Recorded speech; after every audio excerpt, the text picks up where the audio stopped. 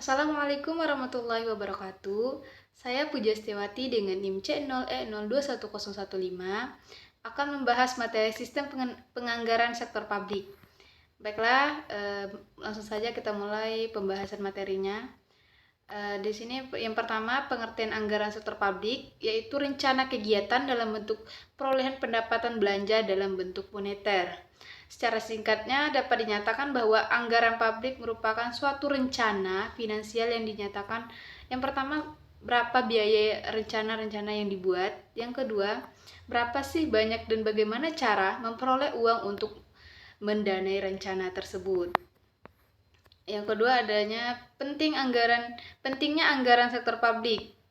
Pentingnya anggaran sektor publik dibagi menjadi 3. Yang pertama, sebagai alat pemerintah untuk mengarahkan pembangunan sosial, ekonomi, dan menjamin keseimbangan dan meningkatkan kualitas hidup masyarakat.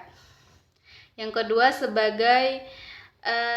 diperlukan karena adanya kebutuhan dan keinginan masyarakat untuk yang terbatas dan berkembang, sedangkan sumber daya-dayanya ada.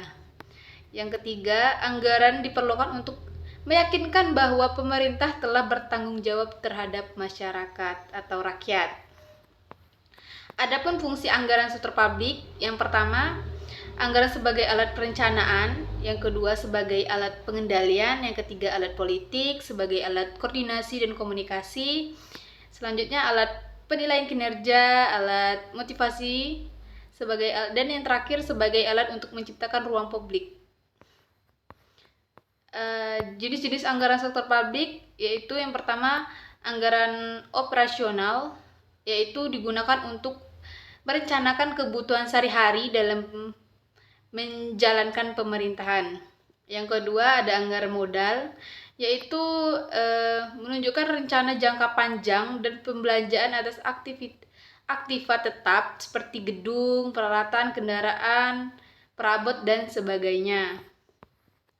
Adapun prinsip-prinsip anggaran sektor publik, yang pertama ada otoritas dan legislatif, yang kedua komprehensif, yang ketiga nutrition appropriation, yang keempat periodik anggaran, yang kelima jelas, dan yang kelima diketahui publik.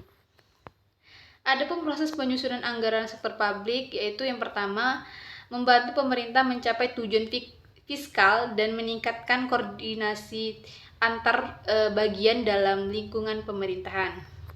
Yang kedua, membantu menciptakan efisiensi dan keadilan dalam menyediakan barang dan jasa publik melalui proses pemprioritasan. Yang ketiga, memungkinkan bagi pemerintah untuk memenuhi prioritas belanja. Dan yang terakhir ada meningkatkan transparansi dan pertanggungjawaban pemerintah kepada DPR, DPRD, dan masyarakat luas.